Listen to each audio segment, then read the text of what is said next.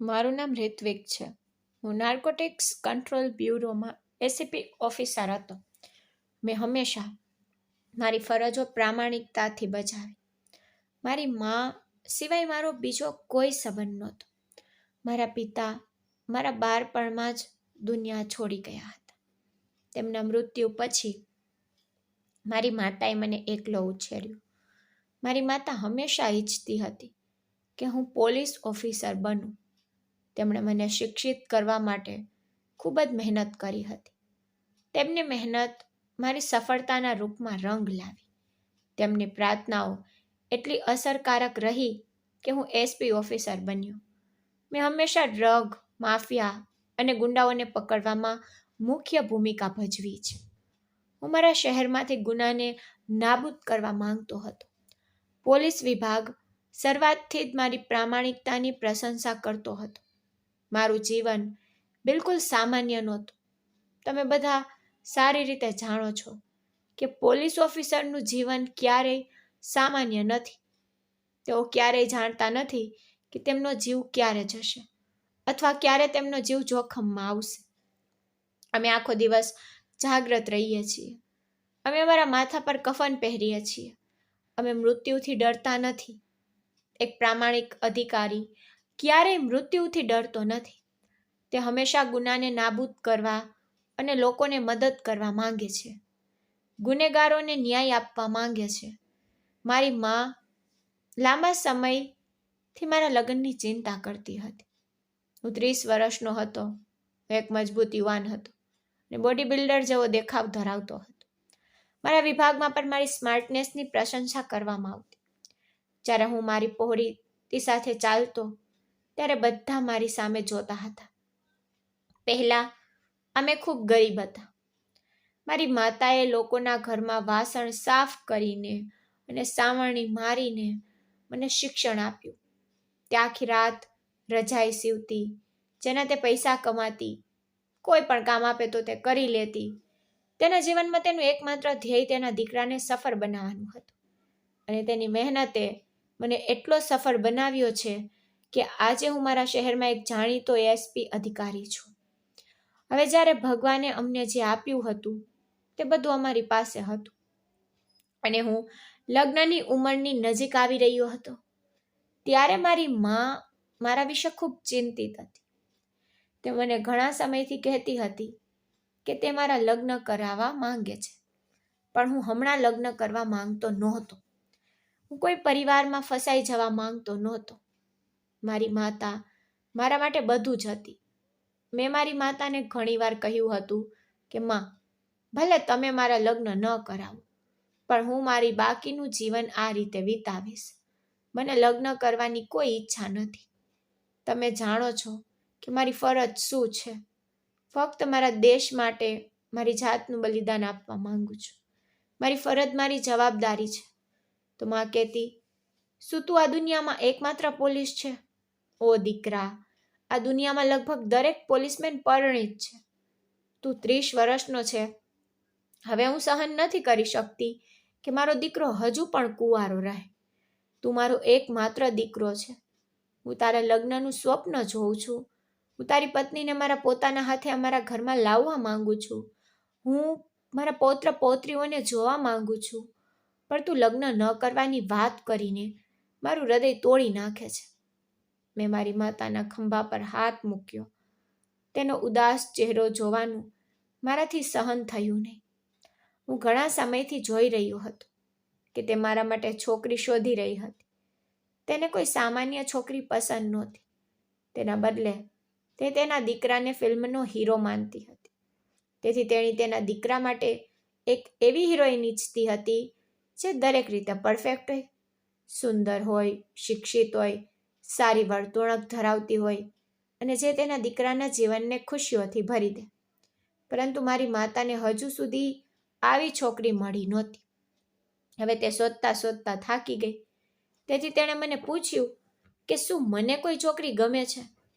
જો મને કોઈ છોકરી ગમે તો હું ના નહીં પાડીશ. મારી માએ કહ્યું, હું મારા દીકરાને ગમતી કોઈ પણ છોકરીને મારી વહુ તરીકે ખુશીથી સ્વીકારીશ. છેવટે મારા દીકરાની પસંદગી સામાન્ય નહીં હોય. મારી માતાના શબ્દો સાંભળીને હું હસીને ફૂટી નીકળ્યો. મને આમ હસતો જોઈને મારી માતાનો ચહેરો બદલાઈ ગયો. તેણીએ કહ્યું, તને મારા શબ્દો રમૂજી લાગે છે? બસ હવે હું ઈચ્છું છું કે તું લગ્ન કરે. મેં કહ્યું, મમ્મી, તે સારું છે કે તમે મારા લગ્ન કરાવવા માંગો છો, પણ તમે મને આ પ્રશ્ન કેમ પૂછ્યો કે મને કોઈ છોકરી ગમતી હશે? મમ્મી, મને કોઈ છોકરી પસંદ નથી. હું હંમેશા મારી ફરજો પર ધ્યાન કેન્દ્રિત કરું છું. મને ક્યારેય કોઈ છોકરી પ્રત્યે આકર્ષણ નથી થતું. જોકે મારી સાથે ઘણી છોકરીઓ કામ કરે છે. મને દિવસભર અસંખ્ય સ્ત્રીઓ અને છોકરીઓ મળે છે, પણ હું ક્યારેય કોઈને ખોટા ઈરાદાથી નથી જોતો. અને તમે કહો છો કે મને કોઈ ગમે છે, તો મારે તમને કહેવું જોઈએ? ના મમ્મી, મને કોઈ પસંદ નથી. ઠીક છે, હું લગ્ન કરવા તૈયાર છું, પણ આ ઘરમાં બહુ તમારી પસંદની હશે. હવે તમે છોકરી શોધીને કંટાળી ગયા છો, તો હું તેના વિશે કંઈ કરી શકતો નથી. માએ કહ્યું, સારું, મારા માટે આટલું ઘણું છે કે તે કહ્યું છે કે તું લગ્ન કરવા તૈયાર છે. હવે જો હું તારા માટે કેટલી ઝડપથી સારી અને પરફેક્ટ છોકરી શોધીશ. હમણાં માટે મારી માતાને સમજાવ્યા પછી હું મારી ફરજ પર ગયો હતો. મારી પાસે હંમેશા મોટો કેસલોડ હતો. મેં મારી ટીમ સાથે ઘણા મોટા કેસ ઉકેલ્યા હતા. આ શહેરમાં મારા પ્રશંસકો અને આદર કરતા ઘણા વધુ દુશ્મનો પણ હતા, કારણ કે હું હંમેશા ગુના સામે ઊભો રહ્યો હતો અને હું જ્યાં પણ હતો ત્યાં તેને નાબૂદ કરવાનો પ્રયાસ કરતો હતો. મેં પહેલેથી જ ઘણા ગુનેગારોને જેલના સળિયા પાછળ ધકેલી દીધા હતા અને તેમને ન્યાય અપાવ્યો હતો.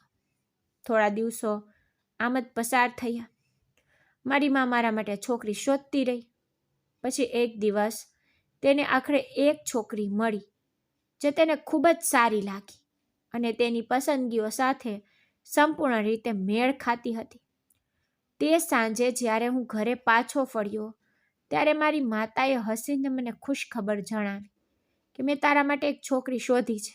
મેં કહ્યું, મમ્મી, તે ખૂબ જ સરસ છે, પરંતુ તેણીએ મને છોકરીનો ફોટો બતાવ્યો અને કહ્યું કે જો દીકરા, તે ખૂબ જ સરસ અને સુંદર છોકરી છે અને ખૂબ જ સંસ્કારી પરિવારમાંથી આવી છે. મેં કહ્યું, મમ્મી, મારે ફોટો જોવાની શી જરૂર છે? જો તમને છોકરી ગમે તો તેનો અર્થ એ કે હું પણ તેને પસંદ કરી લઈશ. પરંતુ તેમ છતાં મારી માતાએ મને છોકરીનો ફોટો જોવા માટે બળજબરીથી દબાણ કર્યું. તેની ખુશી માટે મેં તે જોયો. જ્યારે મેં તે જોયો ત્યારે મારી આંખો ખુશીથી ચમકી ઉઠી. છોકરી ખરેખર સુંદર હતી. બાળપણથી લઈને યુવાની સુધી મારી માતાએ મારા માટે બધું પસંદ કર્યું અને હવે પણ તે હકદાર હતી.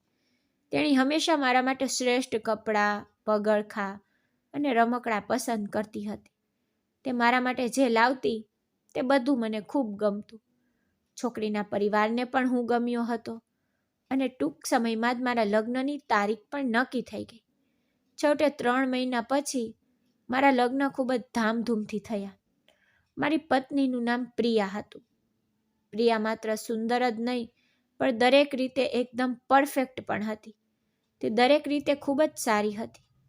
તેની વાણી પણ ખૂબ સારી હતી. મારી માતાએ મારા માટે સ્ત્રી શોધવા માટે સમય કાઢ્યો હતો, પણ તેણે મારા માટે હીરા જેવી પત્ની શોધી કાઢી. હું તેને ખૂબ પ્રેમ કરતો હતો અને તેણે ઝડપથી મારા હૃદયમાં સ્થાન મેળવી લીધું. તે મારા માટે એક અદ્ભુત પત્ની સાબિત થઈ. પ્રિયાની હાજરી ઘરમાં ખુશી લાવી હતી. મારી મા હંમેશા ખુશ રહેતી હતી, કારણ કે તે અમારા ઘરને ખુશીઓથી ભરી દેતી હતી. મારું કામ પણ સારું ચાલી રહ્યું હતું. મારી ફરજની દિનચર્યામાં હંમેશા ઉતાર ચઢાવ આવતા રહેતા. ક્યારેક હું ઘરેથી વહેલો નીકળી જતો, ક્યારેક મોડો પાછો આવતો, ક્યારેક હું કોઈ કાર્યક્રમ અધવચ્ચે છોડી દેતો અને ક્યારેક હું મારા વિશે વિચાર્યા વિના પહેલાં મારા કામ પર ધ્યાન કેન્દ્રિત કરીને ઘરેથી નીકળી જતો. આ બધું મારા જીવનનો એક ભાગ હતો. પ્રિયા મને ખૂબ સારી રીતે ઓળખતી હતી. તે જાણતી હતી કે તેનો પતિ ASP છે, તેથી તે એક બહાદુર અને સમજદાર સ્ત્રી પણ હતી. મારી સાથે તેનું જીવન ખૂબ જ સારી રીતે ચાલી રહ્યું હતું. મારા લગ્નને ફક્ત 5 મહિના થયા હતા ને ભગવાને તેને મા બનવાની ખુશીના આશીર્વાદ આપી દીધા.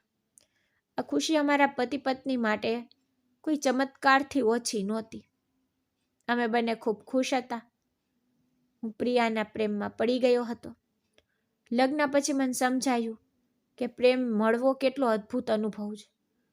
જ્યારે પણ હું ઘરમાં પ્રવેશતો ત્યારે તે દરવાજા પર મારી રાહ જોતી ઊભી રહેતી. ભલે રાતના 2 વાગ્યા હોય, પણ તે મારા વગર ખાતી નહીં. તેણીએ એક નિત્યક્રમ સ્થાપિત કર્યો હતો. તેણીને મારી સાથે જ રાત્રિ ભોજન કરવું પડતું. તે લાંબા સમય સુધી ભૂખ્યા અને તરસ્યા મારા માટે વિતાવતી હતી. પરંતુ હવે તેની ગર્ભાવસ્થા સાથે મેં તેને કહ્યું કે પોતાનું વધુ ધ્યાન રાખ. મારી પત્નીને કારણે હું વહેલા ઘરે આવવાનો પ્રયાસ કરતો હતો.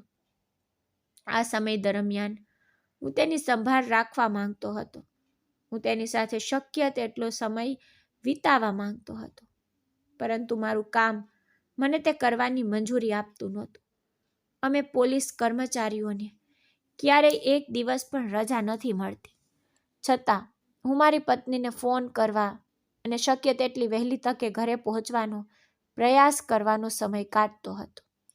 જીવન પ્રેમના વર્તુળની આસપાસ ફરતું હતું અને સારી રીતે ચાલી રહ્યું હતું. અમારું નાનું કુટુંબ ખુશીથી જીવી રહ્યું હતું અને હવે એક નાનું બાળક પણ અમારી સાથે જોડાવાનું હતું. અમે ખૂબ જ ખુશ હતા. પછી 9 મહિનાની લાંબી મુસાફરી પછી મારી પત્નીએ એક સુંદર પુત્રને જન્મ આપ્યો હતો. મારો પુત્ર એકદમ સુંદર હતો. તેના આગમનથી અમારું જીવન પૂર્ણ થઈ ગયું. મારી માતાનો આનંદ અવિશ્વસનીય હતો. તે આખો દિવસ તેના પૌત્ર સાથે વિતાવતી હતી. હવે એવું લાગતું કે અમારી બધી ખુશીઓ અમારા પુત્ર સાથે જોડાયેલી છે. મને લાગતું હતું કે જીવન આ રીતે જ ચાલશે, ફક્ત આનંદથી ભરેલું. પ્રેમને પ્રેમ રહેશે. પરંતુ મન ખ્યાલ નહોતો કે મારું જીવન એક એવો વળાંક લેશે જે મને સંપૂર્ણપણે નાશ કરશે, જે મને રાત્રે જાગતો રાખશે, જે મને લોહીના આંસુ રડાવશે. એક દિવસ જ્યારે હું ઘરમાં પ્રવેશ્યો ત્યારે મારી પત્નીના મામા તેમના દીકરાના લગ્ન માટે આમંત્રણ કાર્ડ લઈને અમારા ઘરે આવ્યા હતા. હું તેમને મળીને ખૂબ ખુશ થયો હતો. અમે પટનામાં રહેતા હતા અને પ્રિયાના મામા જયપુરથી આવ્યા હતા. તેમણે અમારા આખા પરિવારને તેમના દીકરાના લગ્નમાં આમંત્રણ આપ્યું હતું.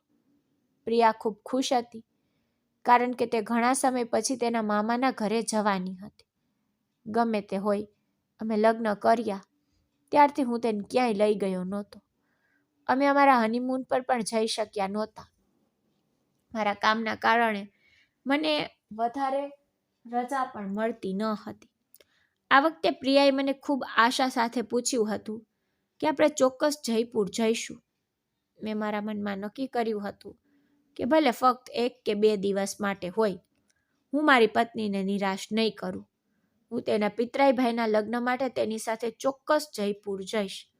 લગ્નને હજુ 25 દિવસ બાકી હતા. પ્રિયા લગ્ન માટે ખૂબ ખરીદી કરી રહી હતી. તે તૈયારી કરી રહી હતી અને ખૂબ ખુશ હતી.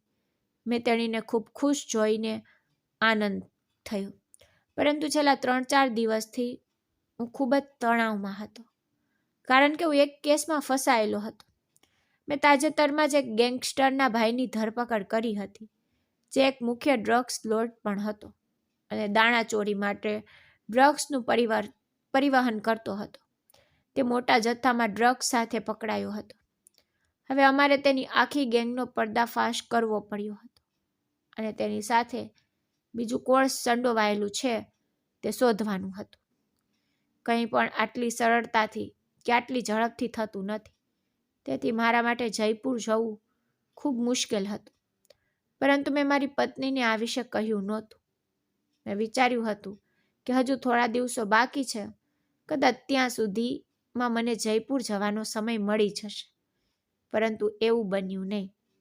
હું આ કેસમાં એટલો ડૂબેલો હતો કે હું મારી પત્ની સાથે ઘરે પણ યોગ્ય સમય વિતાવી શક્યો નહીં. જો કે તે ક્યારેય તેના વિશે નારાજ થઈ નહોતી. પરંતુ મને ખૂબ જ શરમ આવતી હતી કે તેને કેવી રીતે કહેવું કે હું તેની સાથે જયપુર જઈ શકતો નથી. છતાં લગ્નના એક દિવસ પહેલાં મેં તેને તેના પરિવાર સાથે જવાનું કહ્યું હતું કે મારી પાસે સમય નથી. તેનો ચહેરો ઉદાસ થઈ ગયો, પણ તેણીએ હજુ કહ્યું, ઠીક છે, કોઈ વાંધો નહીં, હું મારા પરિવાર સાથે જઈશ, પણ તમે તમારું ધ્યાન રાખજો. સમય મળતા જ આવવાનો પ્રયાસ કરજો. મામાએ ખૂબ જ દયાળુતાથી તમને કહ્યું છે કે તમારે લગ્નમાં આવવું જ જોઈએ. મેં કહ્યું, તું સાચી છે પ્રિયા, હું મારા શ્રેષ્ઠ પ્રયાસ કરીશ. જો હું આ દરમિયાન ફ્રી હોઉં તો હું ચોક્કસ આવીશ. મારી પત્ની ખૂબ જ સમજદાર હતી. તે બધું સરળતાથી સમજી શકતી હતી, પણ મને તેને દુઃખી કરવાનું ગમતું નહોતું. તે લગ્નની તૈયારી કરી રહી હતી. તેણે મારી માને પણ તેની સાથે આવવાનું કહ્યું હતું, પણ મારી માની તબિયત સારી નહોતી અને તે વધારે મુસાફરી કરતી નહોતી. તેથી પ્રિયા તેના પરિવાર સાથે લગ્નમાં ગઈ હતી. અમારા દીકરાની પણ તબિયત સારી નહોતી, તો માએ કહ્યું કે તેની ચિંતા ના કર, તારા પરિવાર સાથે લગ્નમાં જા અને મજા કર. હું અહીં કાર્તિકનું ધ્યાન રાખીશ. ગમે તે હોય, તું તારા લગ્ન પછી ક્યાંય ગઈ નથી. તું શાંતિથી આનંદ માણી શકે છે. તારા દીકરાની પણ ચિંતા ના કર. પ્રિયા આ વાતથી ખૂબ ખુશ થઈ ગઈ, કારણ કે તે ઘણીવાર કાર્તિકને બજારમાં જતી વખતે તેને માની સંભાળમાં છોડી દેતી અને મા તેની ખૂબ કાળજી રાખતી હતી. બીજા જ દિવસે મારી પત્ની સવારે 10 વાગ્યે તેના પરિવાર સાથે જયપુર જવાની હતી. હું તેને વિદાય આપ્યા વિના રહી શક્યો નહીં, તેથી મેં ખુશીથી તેને વિદાય આપી અને તેને તેના માતા પિતાના ઘરે છોડી દીધી.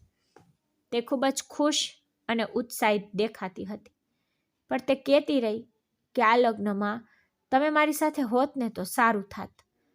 મેં તેને કહ્યું કે ચિંતા ન કર, જો મને સમય મળે ને તો હું ચોક્કસ આવીશ, અને જો હું ન કરી શકું તો આપણે આવતા મહિને તારા મામાના ઘરે જઈશું.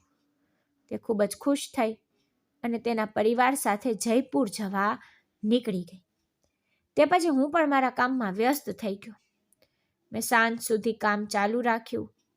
સાંજે લગભગ 6 વાગ્યે એક હૃદયદ્રાવક સમાચારે મારી કરોડરજ્જુમાં કંપન ફેલાવી દીધું. તેણે મને સંપૂર્ણપણે હચમચાવી નાખ્યો. સમાચાર કોઈ સામાન્ય નહોતા. મને ખબર પડી કે મારા સાસરિયાઓનું કાર અકસ્માતમાં મૃત્યુ થયું છે, જેમાં મારો એક સાળો હતો, મારા સસરા હતા, મારા સાસુ હતા, મારી નાની સાળી હતી અને મારી પત્ની પણ તેમની સાથે હતી. અકસ્માત એટલો ભયાનક હતો કે કોઈ બચી શક્યું નહીં. જ્યારે આ સમાચાર ચેનલોમાં આગની જેમ ફેલાઈ ગયા, ત્યારે તે મારા સુધી પણ પહોંચ્યા. મારા પગ નીચેથી જમીન સરકી ગઈ અને મેં મારું માથું પકડી લીધું. મારે શક્ય તેટલી વહેલી તકે ઘટના સ્થળે પહોંચવાનું હતું, પરંતુ મને સમાચાર મોડેથી મળ્યા હોવાથી હું મોડો પહોંચ્યો અને લગભગ બધા પરિવારના સભ્યોના મૃતદેહ પોસ્ટમોર્ટમ માટે રોકી દેવામાં આવ્યા. મને બધા માટે ખૂબ દુઃખ થયું. સૌથી વધુ મને મારી પત્નીના મૃત્યુનું દુઃખ થયું. મને વિશ્વાસ નહોતો આવતો કે મારી પત્ની, જે તેણે સવારે મને ખુશીથી ગળે લગાવ્યો હતો, તેના દીકરા પર પ્રેમ વરસાવ્યો હતો અને મને કહ્યું હતું કે મારે લગ્નમાં આવવું જોઈએ, તે હવે લાશ બની ગઈ હતી. બધાના ચહેરા ઓળખી શકાયા હતા, પણ એક લાશ એવી હતી જેનો ચહેરો અકસ્માતમાં એટલો ખરાબ રીતે કચડાઈ ગયો હતો કે ઓળખી શકાયો નહોતો. આ લાશ મારી પત્નીની હતી. અકસ્માત એટલો વિનાશક હતો કે બધા તરત જ મૃત્યુ પામ્યા હતા. મારી પત્નીનું મૃત્યુ પર હું ખૂબ રડ્યો. મને ખૂબ દુઃખ થયું. મને ખ્યાલ નહોતો કે આજે તેનો આ પૃથ્વી પરનો છેલ્લો દિવસ હશે, કે તે જયપુર પહોંચતા પહેલા જ મરી જશે. નહીતર મેં તેને ક્યાંય જવા દીધી ન હોત અને તેની ખૂબ કાળજી લીધી હોત. મારી પત્નીના મૃત્યુ પછી હું ખૂબ જ ભાંગી પડ્યો હતો. મારું એક માસૂમ બાળક પણ હતું, જે ફક્ત 6 મહિનાનું હતું. એ સારી વાત હતી કે મારી માતાએ તેને પોતાની સાથે રાખ્યો અને પ્રિયાને કહ્યું કે લગ્ન એકલા માણે. શું તું ત્યાં તારા દીકરાની સંભાળ રાખશે? જો પ્રિયા કાર્તિકને પોતાની સાથે લઈ ગઈ હોત તો કદાચ કાર્તિક આજે જીવતો ન હોત. મને મારા માસૂમ નાના દીકરા માટે ખૂબ જ દુઃખ થયું. એ બિચારો માત્ર 6 મહિનાની ઉંમરે તેની માં ગુમાવી દીધી. હું મારી પત્નીને ખૂબ પ્રેમ કરતો હતો. તેના ગયા પછી તો મારું જીવન ઉજળ થઈ ગયું. હું કંઈ પણ કામમાં ધ્યાન કેન્દ્રિત કરી શકતો નહોતો. બધાને ખબર હતી કે એસીપી ઋત્વિક વર્માની પત્નીનું અકસ્માતમાં મૃત્યુ થયું છે. આ સમાચાર હેડલાઇન્સ પણ બન્યા હતા. ક્યારેય મને વિશ્વાસ નહોતો આવતો કે પ્રિયા આ દુનિયા અને આપણા બધાને છોડીને ચાલી ગઈ છે. તે ગરીબ સ્ત્રીનો આખો પરિવાર નાશ પામ્યો હતો. પ્રિયાએ અમારા ઘરમાં જે ખુશી લાવી હતી તે હવે ખૂબ જ શાંત થઈ ગઈ હતી. માં પણ હંમેશા ઉદાસ રહેતી અને પ્રિયાને સતત યાદ કરતી રહેતી. પ્રિયા માત્ર એક સારી વ્યક્તિ જ નહોતી, તે એક સારી પત્ની, સારી વહુ અને સારી માં પણ સાબિત થઈ હતી. અને ભગવાન સારા લોકોને જલ્દી પોતાની પાસે લઈ લે છે. પ્રિયાના અવસાન પછી અમારું ઘર ઉદાસીથી ભરાઈ ગયું. મારી માં જે પહેલાથી જ બીમાર રહેતી પણ તેની સંભાળ તેની વહુ દ્વારા રાખવામાં આવતી, તેના કારણે તેણે હંમેશા તેની બીમારીને અવગણી હતી. તે હંમેશા ખુશ રહેતી હતી. પરંતુ હવે તેણીએ તેની વહુના મૃત્યુનો આઘાત એટલો ઊંડો લીધો હતો કે તે ફક્ત બચી ગઈ હતી. તે પહેલા મારા દીકરાની સંભાળ રાખતી હતી, પરંતુ તેના પોતાના સ્વાસ્થ્યને કારણે તે હવે કંઈ કરી શકતી નહોતી. મેં પ્રિયાના પરિવાર અને તેની સાથે બનેલી આખી ઘટના વિશે વિગતો મેળવી. મારી પત્ની અને તેના પરિવારનું મૃત્યુ એક અકસ્માત હતું. તેમની કાર અચાનક સામેથી આવતા ટ્રક સાથે અથડાઈ ગઈ. આ અકસ્માતને કારણે કાર એટલી ખરાબ રીતે પલટી ગઈ કે કારમાં બેઠેલા એક પણ વ્યક્તિ બચી શક્યા નહીં. મારી માની તબિયત વધુ ને વધુ ખરાબ થઈ ગઈ હતી. હું આખો દિવસ ફરજ પર હોવાથી, ઘરે ન હોવાથી મને તેની ખૂબ ચિંતા થતી હતી. પરંતુ જ્યારે હું સાંજે ઘરે પાછો ફરતો ત્યારે મને તે ખૂબ થાકેલી લાગતી. તે મારા પુત્રની પણ ખૂબ કાળજી રાખતી હતી.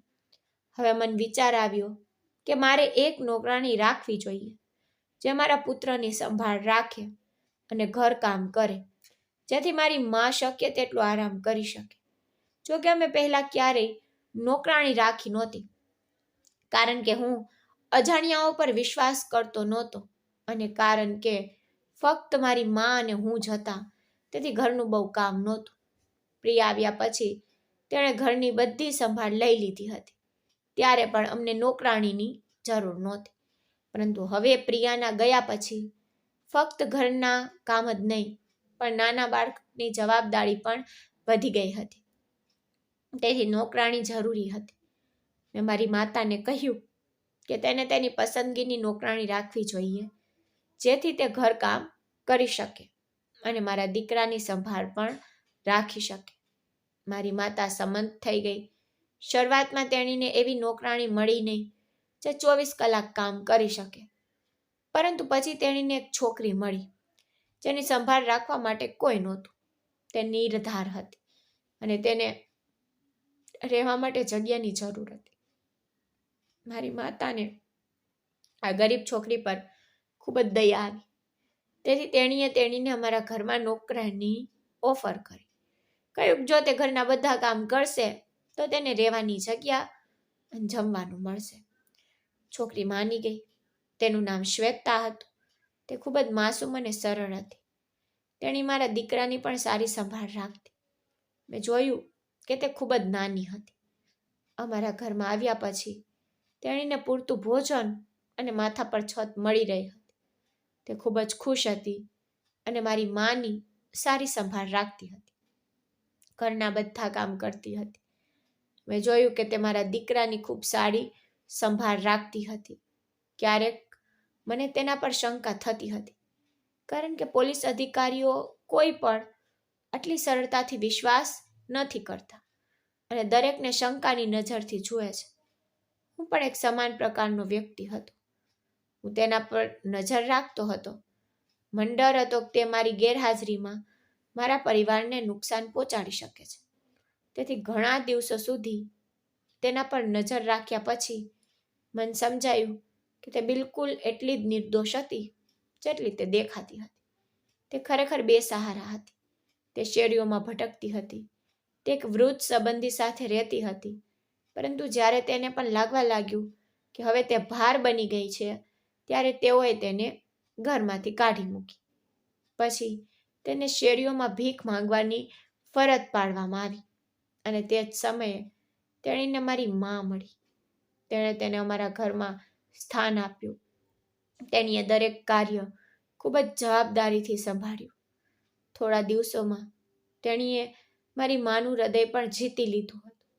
ઘરમાં બધું સામાન્ય થઈ ગયું હોય તેવું લાગતું હતું, પરંતુ મારું હૃદય હજુ પણ ઉદાસ હતું. હું પ્રિયાને યાદ કરીને દરરોજ રડતો હતો.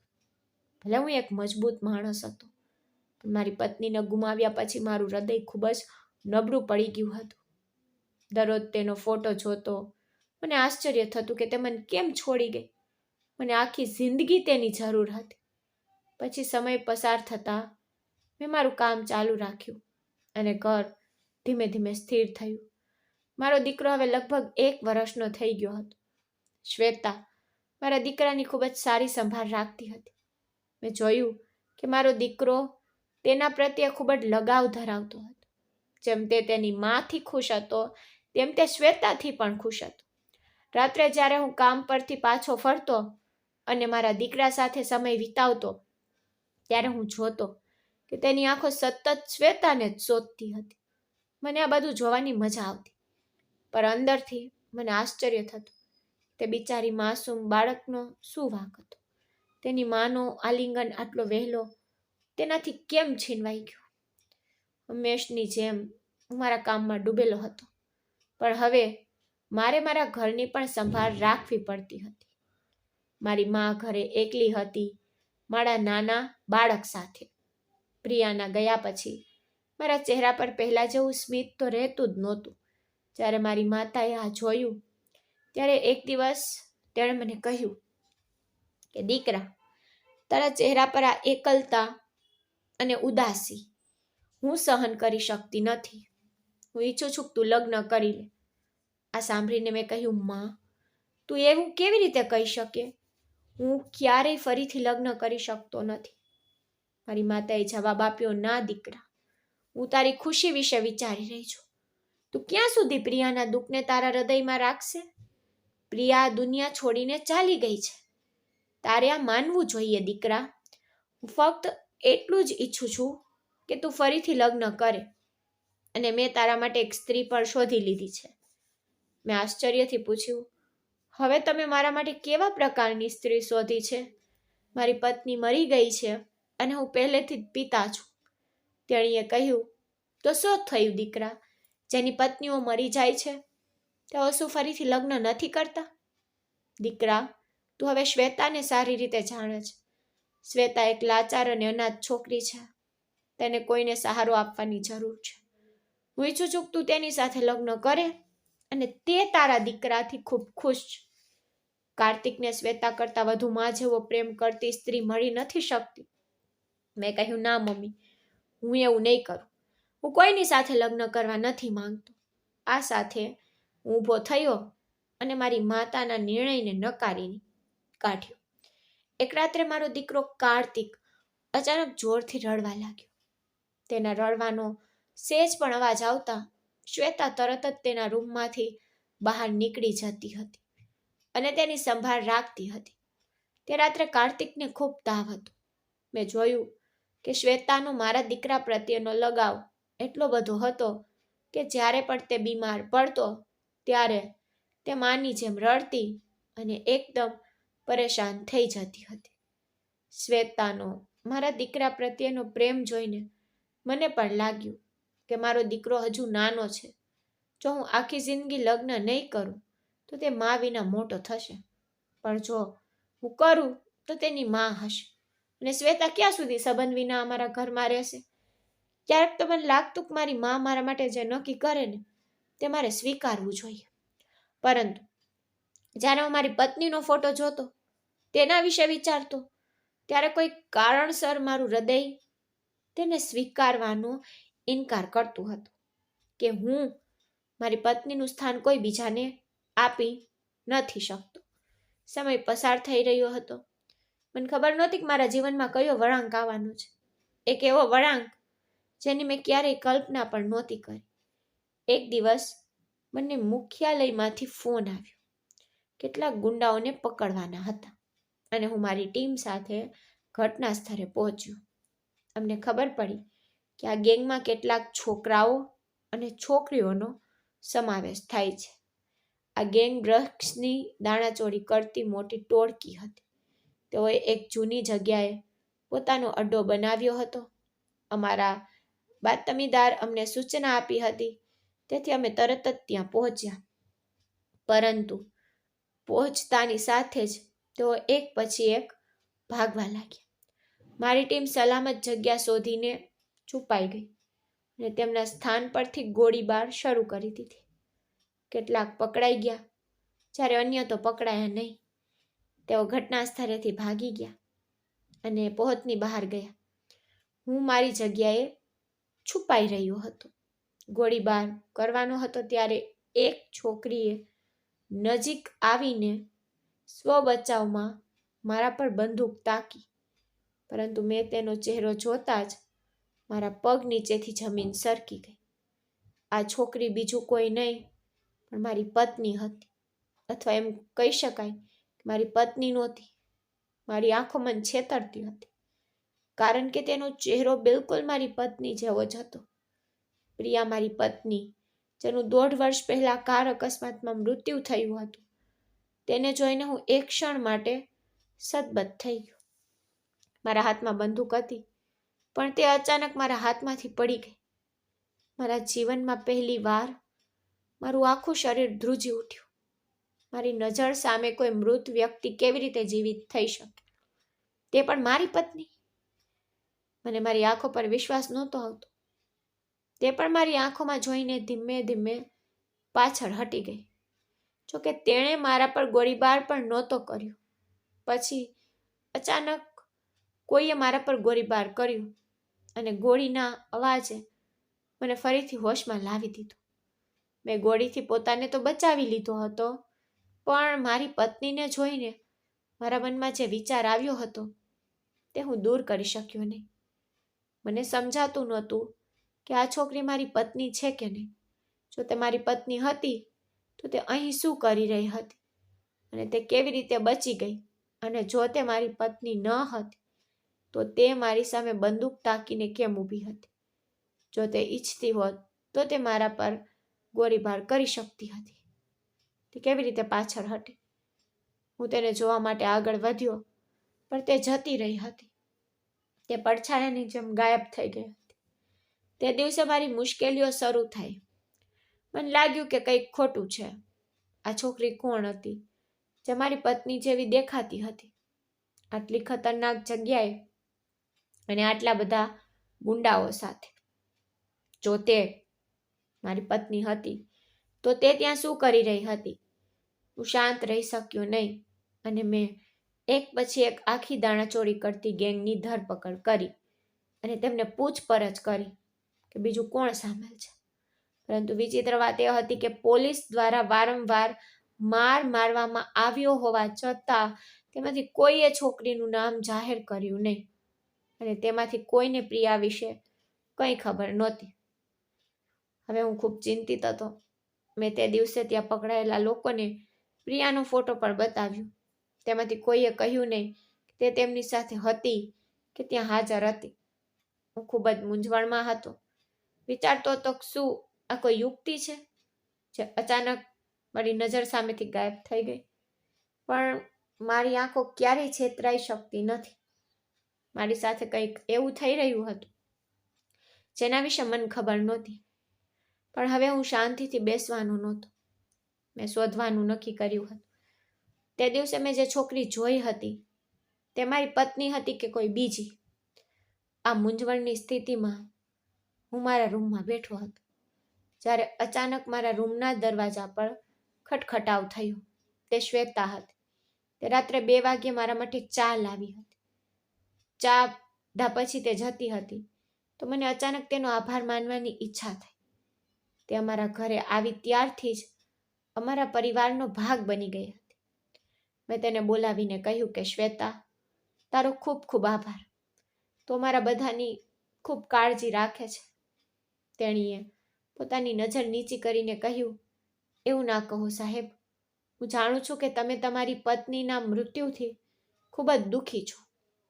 તમારી પત્ની ચાલી ગઈ છે, પણ મારો આખો પરિવાર ચાલ્યો ગયો છે. આ દુનિયામાં મારું કોઈ નથી, તેથી તમારા દુઃખને મારાથી વધુ સારી રીતે કોઈ સમજી શકે નહીં. અને હું તમને બધાને, આ ઘરમાં મારા માલિકને પણ મારા પરિવારનો ભાગ માનું છું. આટલું કહીને તે ઉદાસ ચહેરા સાથે ચાલી ગઈ. મને યાદ આવ્યું કે મારી માએ તેના પર જે પ્રશંસા કરી હતી તે એકદમ સાચી હતી. તે ખરેખર પ્રશંસાને પાત્ર જ હતી. તે હંમેશા આદરથી બોલતી, તેની આંખો નીચી હતી, દરેકની ખુશી અને પસંદગીઓનું ધ્યાન પણ રાખતી હતી. હું ખૂબ જ મૂંઝવણમાં હતો અને હવે હું જાણવા માંગતો હતો કે તે દિવસે મેં જે છોકરી જોઈ હતી તે કોણ હતી. તેથી મેં તે દિવસે ત્યાં હાજર છોકરી વિશે માહિતી લાવવા માટે કેટલાક માહિતી આપનારોને છોડી દીધા, કારણ કે અમારી કસ્ટડીમાં રહેલા કોઈ પણ લોકો મોં ખોલવા તૈયાર નહોતા.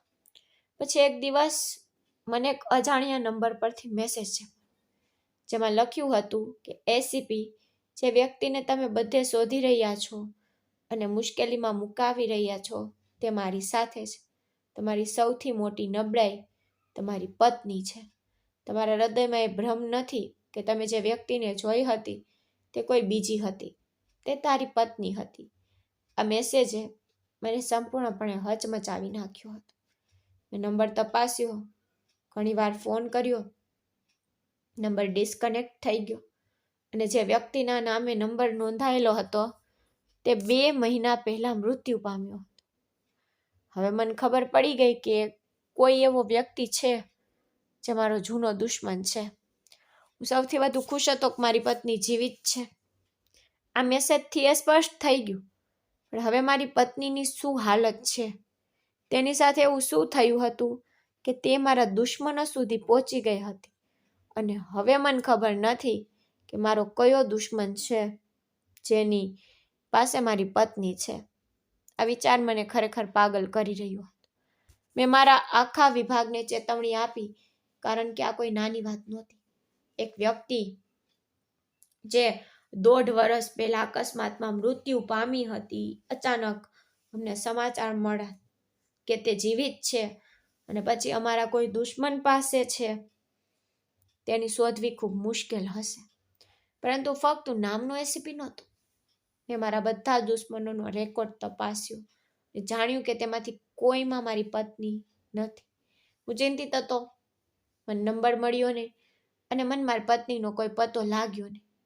હવે હું બીજા સંદેશની રાહ જોઈ રહ્યો હતો, કારણ કે જે વ્યક્તિ મને સંદેશ મોકલી શકે છે અને મારા પર નજર રાખી શકે છે તે મને ફરીથી સંદેશ મોકલશે અને તેઓ હજુ પણ જાણશે કે હું શું કરી રહ્યો છું. થોડા દિવસો રાહ જોયા, ઘણી મહેનત કર્યા પછી આખરે સંદેશ આવ્યો. આ વખતે તે એક નવા નંબર પરથી હતો અને આ વખતે તેમાં લખ્યું હતું, મને ખબર છે રિત્વિક વર્મા, તું તારી પત્ની વિશે ખૂબ ચિંતિત છે. તું તેને કૂતરાની જેમ બધે શોધી રહ્યો છે, તેથી કોઈ વાંધો નથી. હવે ચાલો આ બિલાડી ઉંદર રમત બંધ કરીએ અને એકબીજાનો સામનો કરીએ. પરંતુ શરત એ છે કે તું મને મળવા એકલો આવીશ. હું તારી પત્નીને તને સોંપી દઈશ, પણ એટલી સરળતાથી નહીં. મને બદલામાં તારી પાસેથી કંઈક જોઈએ છે. બીજા મેસેજની રાહ જોજો. હું મેસેજનો જવાબ આપીને આ વ્યક્તિ સાથે વાત કરવાનો પ્રયાસ કરતો. પછી મને ખબર પડી કે આ નંબર પણ કોઈ અજાણ્યા વ્યક્તિનો છે. હું ખૂબ ચિંતિત હતો. મને ખબર નહોતી કે શું કરવું. હવે હું ત્રીજા મેસેજની રાહ જોઈ રહ્યો હતો. એ ચોક્કસ હતું કોઈ ખૂબ જ ખાસ વ્યક્તિ મારા પર નજર રાખી રહ્યો છે. કોઈ એવો વ્યક્તિ જે મારી દરેક ગતિવિધિ પર નજર રાખી રહ્યું હતું. તેથી જ તે મને મેસેજ કરી રહ્યું હતું. બધું જાણીને, તપાસીને આ વખતે હું સંપૂર્ણપણે ચૂપ રહ્યું. પણ મેં નક્કી કર્યું હતું કે હું ચૂપ બેસીશ નહીં. આ વ્યક્તિ જે પણ હોય, હું તેનો પીછો કરીશ અને તેને સખ્ત સજા કરીશ. મારી પત્નીને શોધવાનો, મને કોણ મેસેજ કરી રહ્યું છે તે શોધવાનો કોઈ પ્રયાસ કરી રહ્યો નહોતો. અંતે જ્યારે મને ત્રીજો મેસેજ મળ્યો ત્યારે હું સતર્ક થઈ ગયું. આ વખતે મેસેજમાં તે જગ્યાનું સરનામું હતું જ્યાં મારે તે માણસને મળવું જોઈએ. જાણે મારી પત્નીને પકડી રાખી હતી. તેણે મને કહ્યું કે કોઈને મારી સાથે ન લાવું, મારે એકલા આવવું પડશે, નહીં તો મને મારી પત્ની વિશે કંઈ ખબર નહીં પડે. હું એટલો મૂર્ખ તો નહોતો કે તેના પર વિશ્વાસ કરું.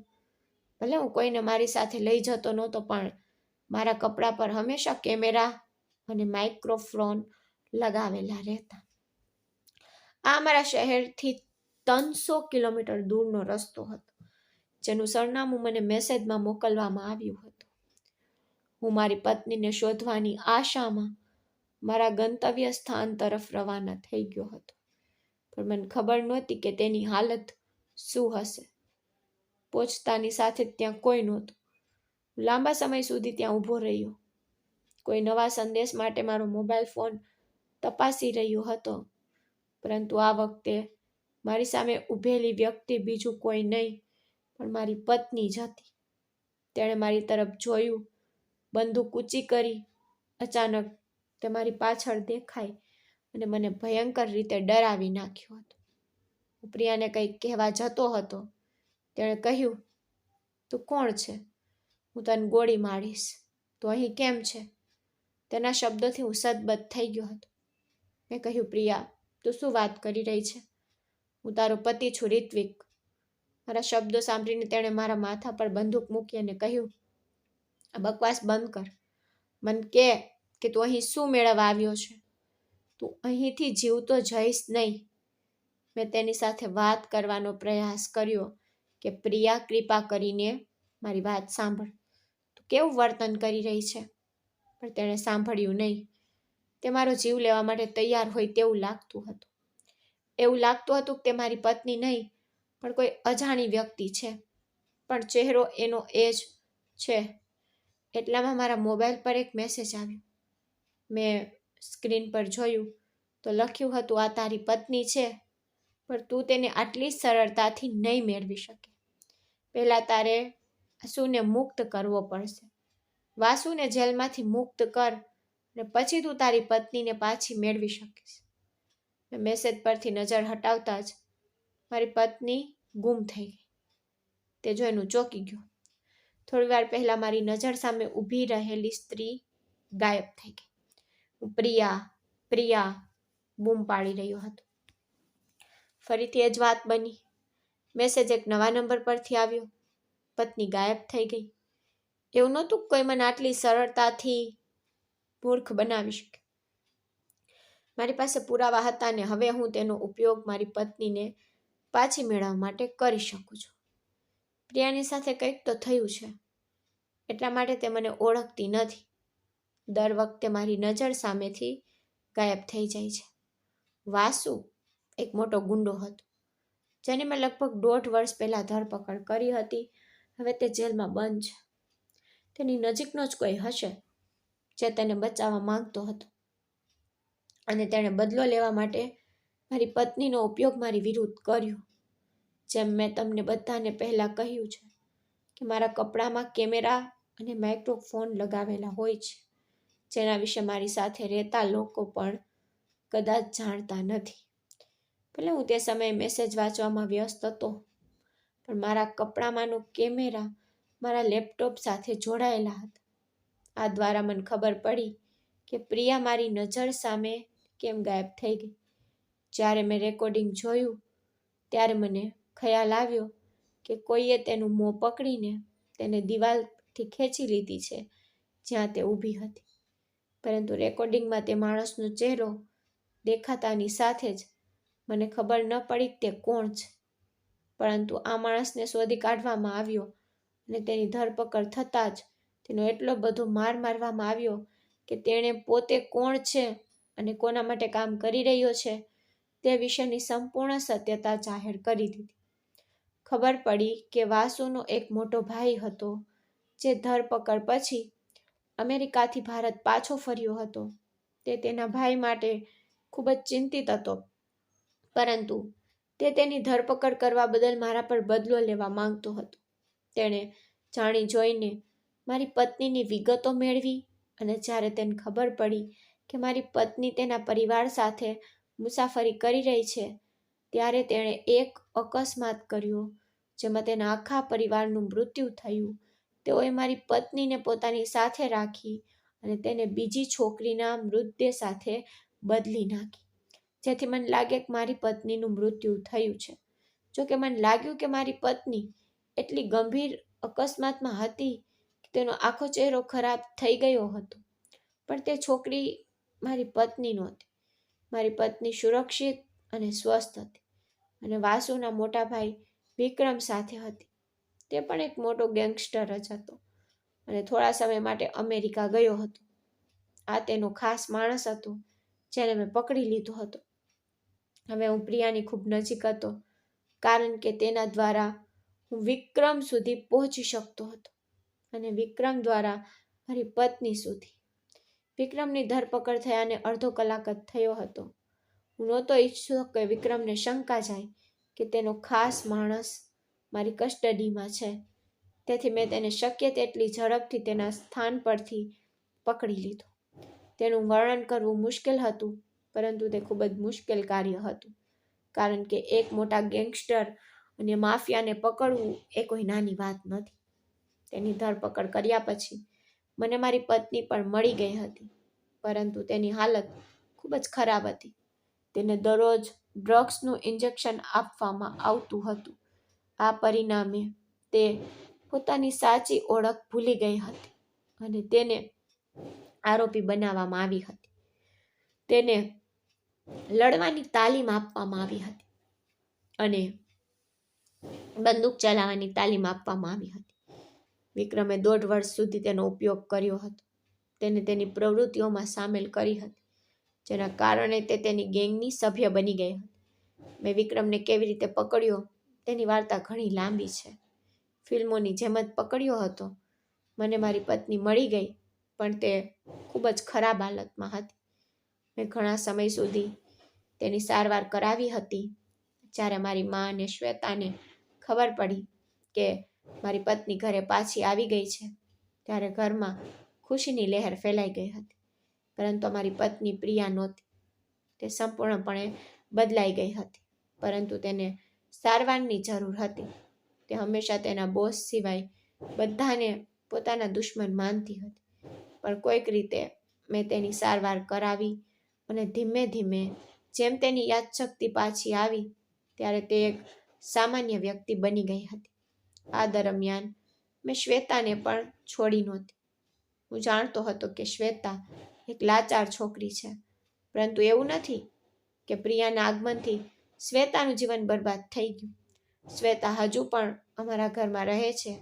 તે મારી પત્નીની સેવા કરે છે. તે તેની ખૂબ કાળજી રાખે છે. મન ખ્યાલ નહોતો કે મારા દુશ્મનો મારા પત્નીના પરિવારને મારી શકે છે અને તેનો ઉપયોગ મારી વિરુદ્ધ કરી શકે છે. તે આરોપીને સજા થઈ ગઈ. પોલીસ તેને દૂર દૂર શોધી રહી હતી, પરંતુ તે ક્યાંય મળ્યો નહીં. પરંતુ તેને ખબર નહોતી કે તેણે કોની સાથે છેડછાડ કરી છે. એસીપી રિત્વિક વર્મા માટે કોઈ કેસ સરળ નથી, અને જ્યારે વાત તેની પોતાની પત્નીની હોય ત્યારે તે ચૂપ કેવી રીતે રહી શકે. મારી પત્ની મારી સાથે છે. પહેલા જેમ અમે ખુશ નથી, પણ મેં તેના માટે ઘણા બલિદાન આપ્યા. મેં તેને ખૂબ મુશ્કેલીથી બચાવી છે અને તે બિચારી દોષિત નહોતી, છતાં તેનું ભયંકર પરિણામ આવ્યું. તો મિત્રો, મને આશા છે કે તમને અમારી વાર્તા ગમી હશે. જો તમને વાર્તા ગમી હોય તો કૃપા કરીને વિડીયોને લાઈક કરો. જો તમે ચેનલ પર નવા છો તો ચેનલને સબસ્ક્રાઈબ કરો, અને હા, આગામી અપડેટ મેળવવા માટે નોટિફિકેશન બેલને જરૂર દબાવો, જેથી કરીને તમને આગલી અપડેટ પહેલાં મળી રહે. ધન્યવાદ.